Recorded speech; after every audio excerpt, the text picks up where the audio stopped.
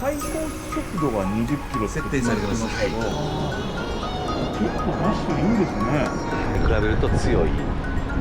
パワーとかバッテリーの容量とかは小さいんですけれど、確かに最高速は20キロは間違いない。